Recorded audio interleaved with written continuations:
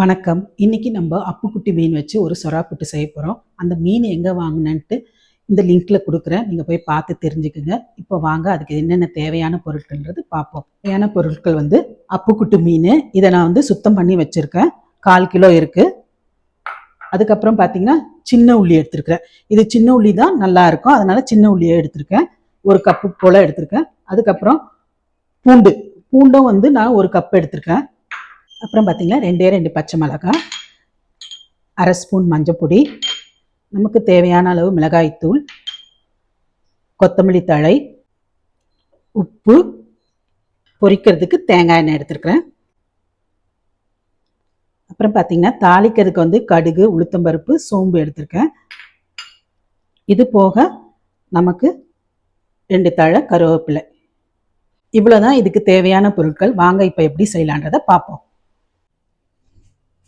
முதல்ல stove on பண்ணி நம்ம அப்புக்குட்டி மீனை அவிக்கணும். அதுக்கு ஒரு ஸ்டீமர் எடுத்துருக்கிறேன். ஸ்டீமரில் இந்த மீனெல்லாம் போட்டு ஒரு 5 நிமிஷம் அவிச்சாலே போதும் நமக்கு.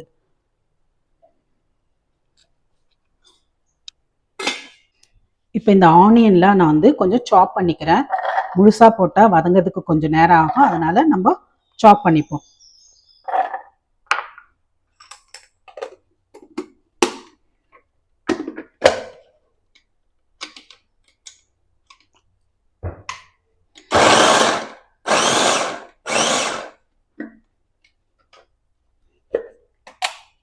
இந்த அளவுக்கு இருந்தால் போதும். பூண்டை உங்களுக்கு முழுசாக போடணுன்னா போட்டுக்குங்க, அப்படி இல்லை சாப் பண்ணியும் போடலாம். நான் இன்னைக்கு சாப் பண்ணி போட போகிறேன்.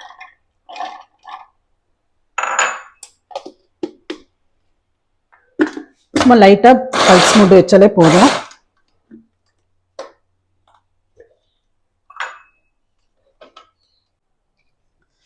அஞ்சு நிமிஷம் ஆயிட்டு மீன் பாருங்க, இப்போ நல்லா வெந்திருக்கு.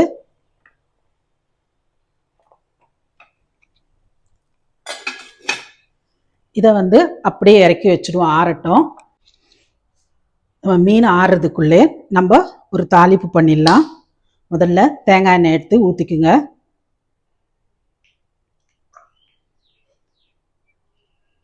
இப்போ எண்ணெய் நல்லா காஞ்சிருக்கு. அதில் நம்ம கடுகு உளுந்து சோம்புலாம் பொரிஞ்சதுக்கப்புறம் நம்ம பொடியாக நறுக்கி வச்சுருக்க வெங்காயத்தை போட்டு இதை நம்ம கண்ணாடி பதம் வர வரைக்கும் வதக்கினா போதும்.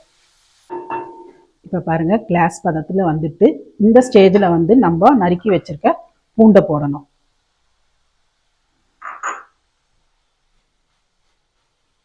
ரெண்டு பச்சை மிளகாவையும் போட்டு வதக்கிடுங்க. இப்போ இந்த வெங்காயம், பூண்டு, பச்சை மிளகாய் எல்லாம் போட்டு வதக்கும் போதே ஒரு மனம் வரும். அந்த ஸ்டேஜில் நம்ம மஞ்சப்பொடி, மிளகாய் பொடியை போட்டுடணும்.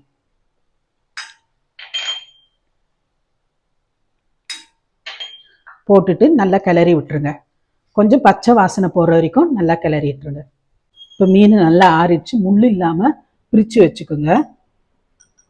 ஏன்னா சொராக்கெல்லாம் அந்த முள் போட்டால் அந்த சொரா புட்டு ரொம்ப டேஸ்ட் நல்லா இருக்கும். ஆனால் நான் இதில் முள்ளை எடுத்துடுறேன்.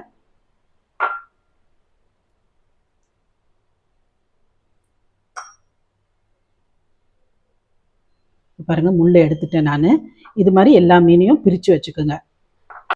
இப்போ வெங்காயமும் பூண்டும் நல்லா வதங்கிடுச்சு. இந்த நேரத்தில் நம்ம உரிச்சு வச்சிருக்க மீனை போட்டுடணும்.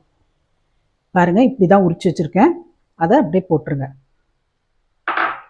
போட்டுட்டு நீங்கள் கிளறும் போதே அதுவே பொடி பொடியாக ஆகிடும். அதனால் நம்மளுக்கு ஒன்றும் பிரச்சனை இல்லை. பாருங்கள், எல்லாம் ஒன்றா கலந்துருச்சு, பொடி பொடியாக ஆகிட்டு. இந்த மீன் அப்புக்குட்டி மீன் பெரும்பாலும் ஹோட்டல்ஸ்க்கு தான் வாங்குவாங்க. நம்ம தெரிஞ்சதுனால மீனவர் நண்பர் நமக்கு கொடுத்துருக்காரு. நல்லா மீன் உடைச்சி விட்டுட்டு அதுக்கப்புறம் நம்ம தேவையான அளவு உப்பு போட்டுருங்க. உப்பு போட்டு நல்லா கிளறி விடுங்க.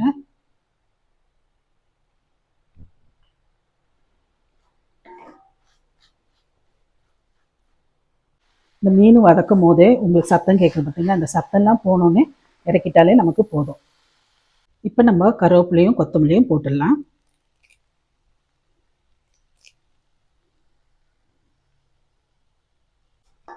போட்டு ஒரு கிளறி விட்டுருங்க. அவ்வளோதான். இறக்கும் போது ஃபைனல் டச்சுக்கு நான் கொஞ்சமாக மிளகு பொடி தூரேன். தூவி முடிச்சுட்டு கொஞ்சம் கிளறி எடுத்து வச்சுருங்க. யாரெல்லாம் அப்புக்குட்டி மீனில் வந்து புட்டு செய்து சாப்பிட்ருக்கீங்க, உங்கள் ஊரில் இந்த மீனுக்கு என்ன பேருன்னு கமெண்ட்டில் சொல்லுங்கள். இல்லை இந்த மீனில் வந்து வேறு ஏதாவது செய்யலான்றதையும் கமெண்ட்டில் சொல்லுங்கள். இப்போ பாருங்கள் எவ்வளோ நல்லா இருக்குன்னு. இந்த அப்புக்குட்டி மீனில் வந்து நம்ம புட்டு செய்கிறது கற்றுக்கிட்டோம். இதில் வந்து நம்ம புட்டு மட்டும் செய்யலைங்க, குழம்பும் செய்யலாம், பொரிக்கவும் செய்யலாம்.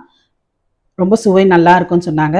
நான் இன்னைக்கு வந்து ட்ரை பண்ணது வந்து புட்டு மாதிரி ட்ரை பண்ணியிருக்கேன்.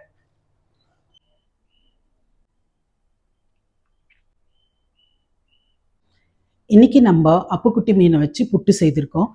இந்த வீடியோ உங்களுக்கு பிடிச்சிருந்தா லைக், ஷேர் அண்ட் கமெண்ட் பண்ணுங்க. அடுத்த வீடியோவில் வந்து வேறொரு டிஷ்ஷோட வந்து உங்களை சந்திக்கிறேன். நன்றி.